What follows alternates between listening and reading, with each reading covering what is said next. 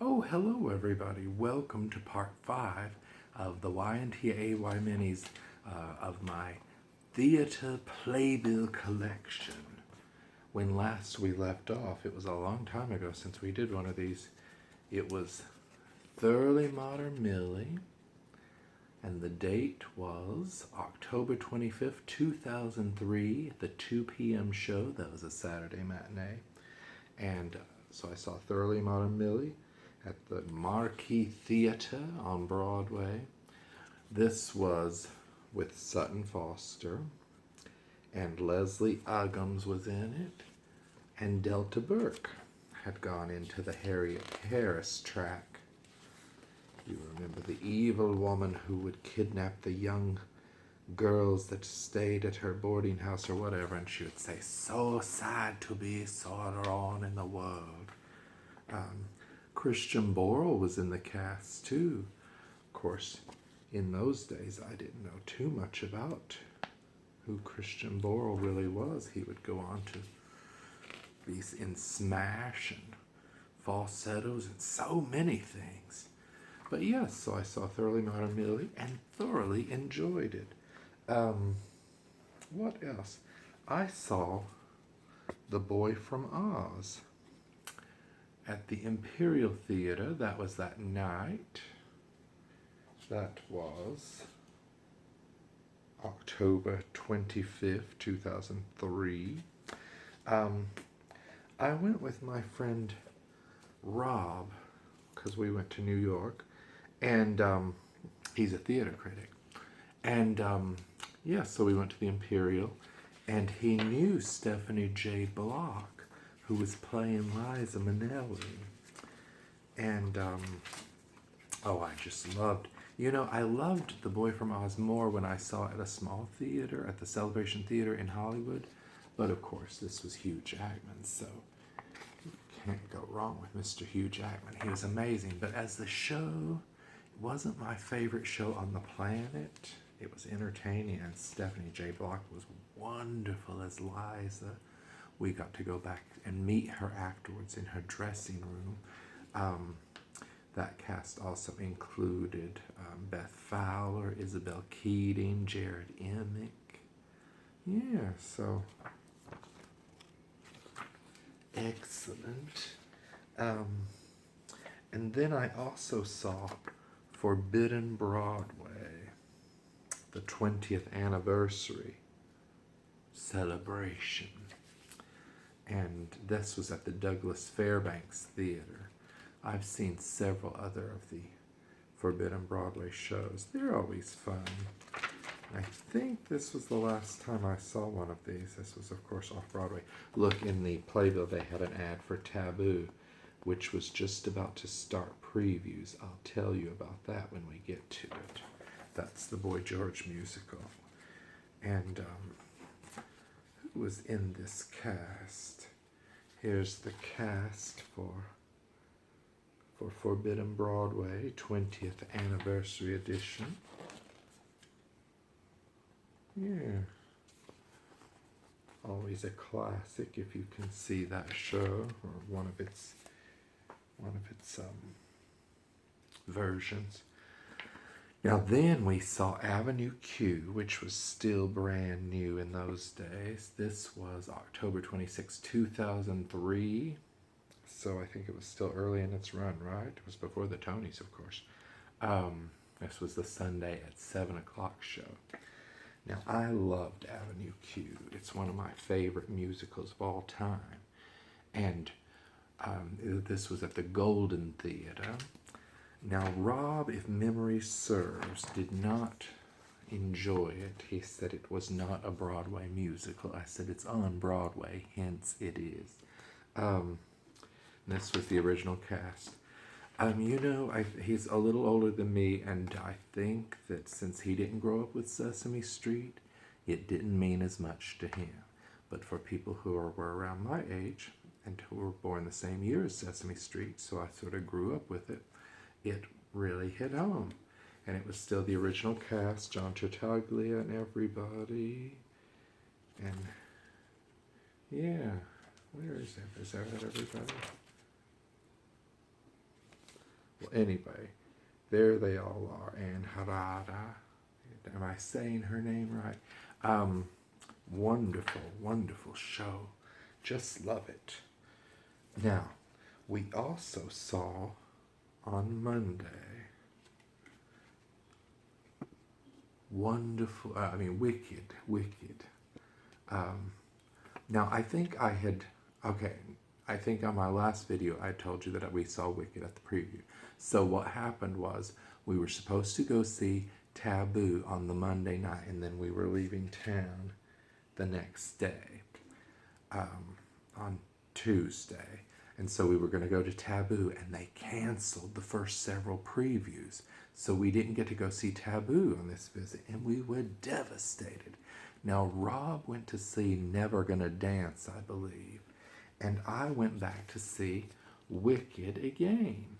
Now, if you'll recall, in my last video, I told you that when we saw the preview of Wicked, and it was still in previews at this point, when we saw the preview, Kristen Chenoweth was wearing a neck brace with jewels on it because she had injured her neck, but she still wanted to be in the show.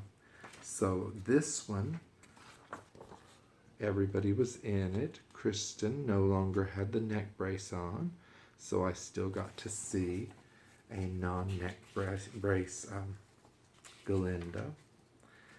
And yes, so that was why I have two Wicked experiences while it was still in previews. And I think did it open on Halloween or right before Halloween? So, and that was the 27th at that point. Now, so when Taboo announced that it was closing, like in February, I was like, So I had to fly back to New York that weekend. And for the 2 o'clock, February 7th performance, I went to see Wonderful Town at the Al Hirschfeld Theater.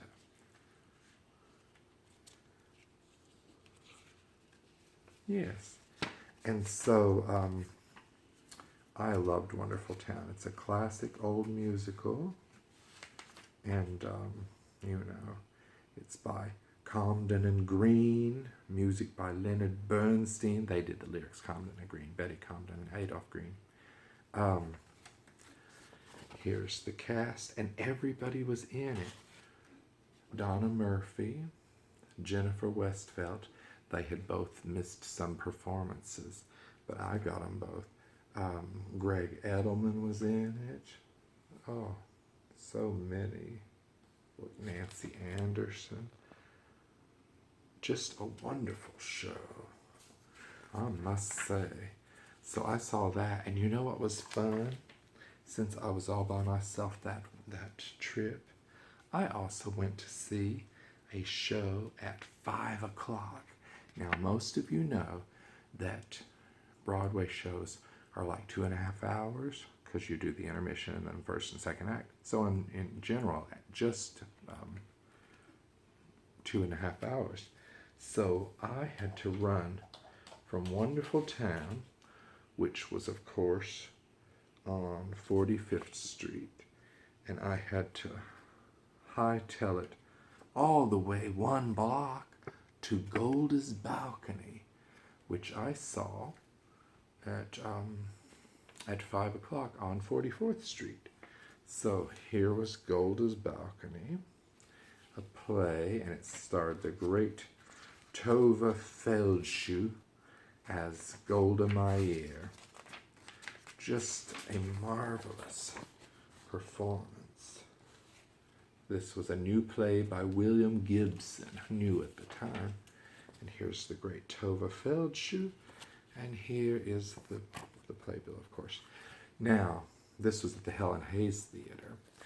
I sat next to a lady, and she was telling me that she was going to see The Boy from Oz, starring her old friend Joel Grey as the wizard. And so I was like, no, The Boy from Oz is the Hugh Jackman show. You're seeing Wicked at the Gershwin Theater. So she just got the titles mixed up. She did have tickets to Wicked, so I had to, I think afterwards I either pointed her in the right direction to the theater or I walked her down there. But guess what I went to see that night? Taboo, the Boy George musical. Now, Taboo was a thrilling experience. It was produced by Rosie O'Donnell, and Boy George wrote the music, and Charles Bush did the book. It was rewritten from the London version. Charles Bush did the rewrite for the American version. And look, George O'Dowd himself was in it, that's Boy George, as Lee Bowery. Raul Esparza was in it. Ewan Morton was playing the young Boy George. Well, Boy George as just a younger man. There was no old Boy George and young Boy George. It was just Ewan Morton playing the role. I just loved this show. Here's the cast and everything. So I was flying away on Sunday, and I had time to go to one more show. Here's that Taboo ticket, and that was at 8 o'clock.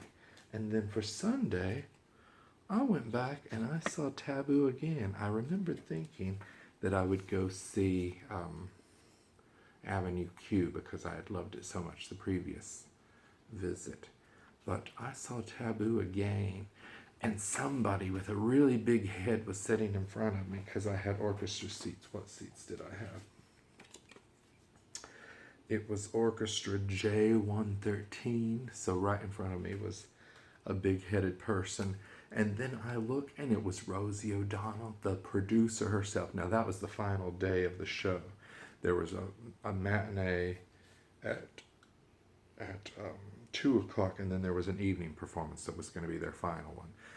I probably should have just stayed and gone to see the final one as well, but I had to fly back and then go to work the next day. And did I work in those days? No, I was off work because I had a gunman incident. See one of my earlier videos to hear all about it. Now, that was when I worked at CBS. Okay, so then I didn't go back to New York until May 8th, 2004. In those days, I would just fly off to New York whenever I wanted.